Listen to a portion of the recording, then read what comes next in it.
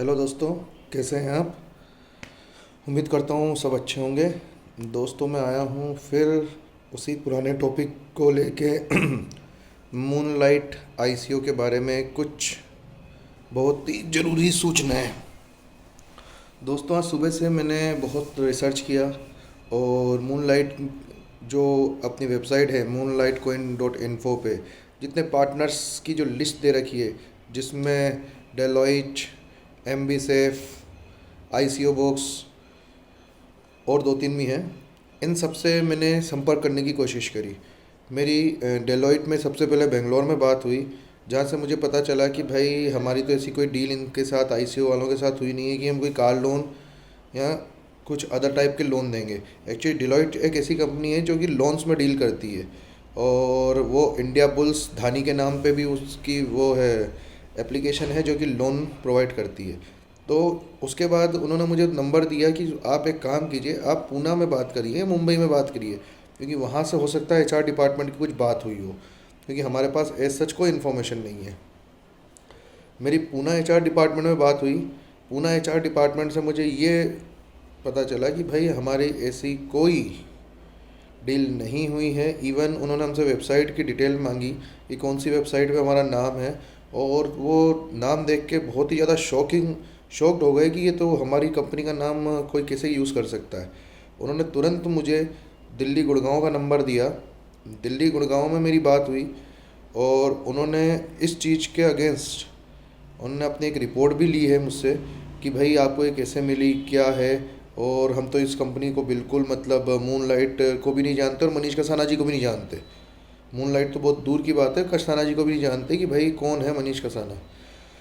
उसके बाद M B safe में मेरी बात हुई, तो मैं आपको बता दूं, आपको थोड़ा सा ताज्जुब होगा ये जान के कि एम बी सेफ एक सॉफ्टवेयर कंपनी है और एम बी सेफ एक आईसीओ है। अब एक आईसीओ दूसरे आईसीओ को कैसे स्पॉन्सर और कैसे पार्टनर हो सकता है, ये तो मनीष कसाना जी जान सकते हैं कि भाई एक साथ एक आईसीओ दूसरे को कैसे पार्टनरशिप में कर सकता है। मैंने उनको ही मेल डाला था, उनकी तरफ से भी मेरे को यही रिप्लाई आया कि भाई एज सच हमारी कोई डील नहीं हुई है। साथ ही साथ मेरे कुछ भाई लोग और थे, जो कुछ फ्रेंड्स थे, दीपू गुप्ता।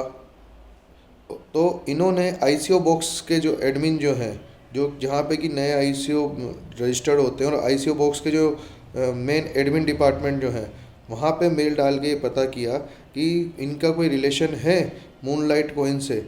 तो वहाँ से भी इनको जो आंसर मिला वो यही मिला कि हमारा कोई इनके साथ कोई रिलेशन नहीं है, ना ही हम इनसे कोई पार्टनर हैं या स्पॉन्सर हैं। तो कोई रिलेशन नहीं है। कुल मिला के जितने पार्टनर्स मनीष कसाना जी बता रहे थे अपनी आईसीओ को चलाने के लिए कि मुझे यहाँ से लोन मिल जाएगा, मैं यहाँ से ये काम हो जाएगा, वो सब तो फर्जी निकले। फर्जी वो नहीं, मनीष कसाना जी उस चीज़ में तो फर्जी निकले। अब मैं बात करता हूँ एक्सचेंज की।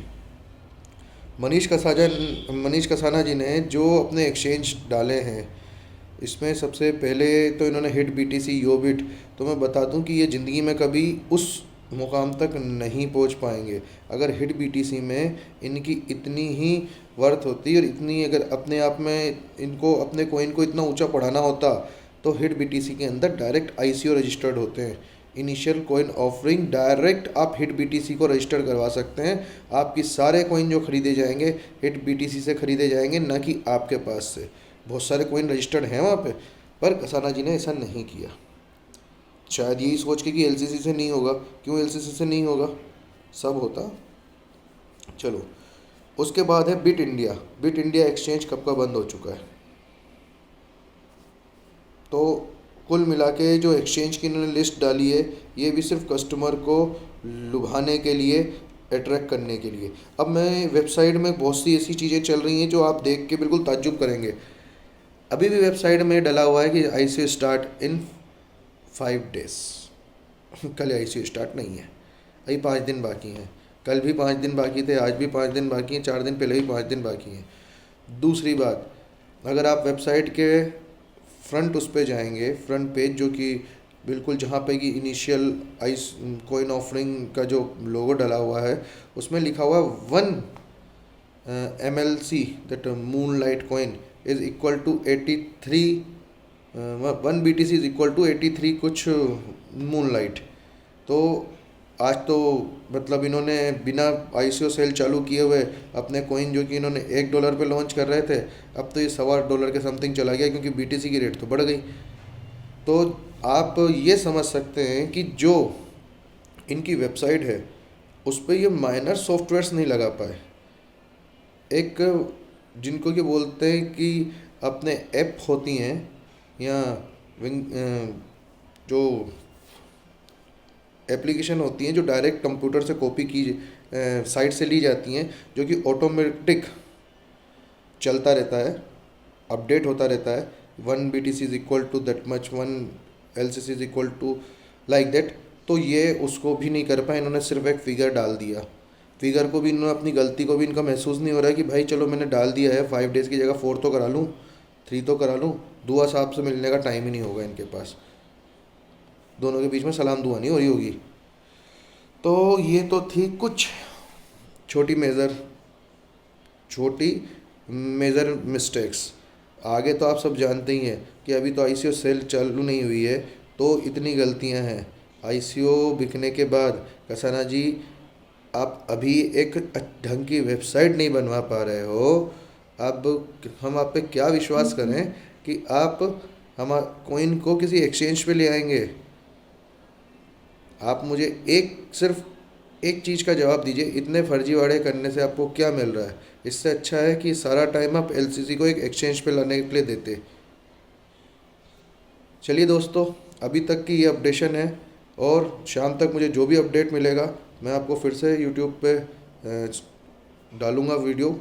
और ये मैं अपना पहला वीडियो डाल रहा हूँ अपने नए चैनल से, क्रिप्टो सिंह। अगर मेरी इन्फॉर्मेशन आपको सही लगे तो सब्सक्राइब कीजिएगा और इस वीडियो को शेयर ज़रूर कीजिएगा, ताकि हर वो LCC के बंदे के पास पहुँचे जो कि इस उम्मीद में बैठा है कि काश मूनलाइट से मेरा भला हो जाए। तो ये मूनलाइट है, सनलाइट नहीं है। मूनलाइट में ज़्यादा घूमोगे भैया ठंड लग जाएगी। ठीक है।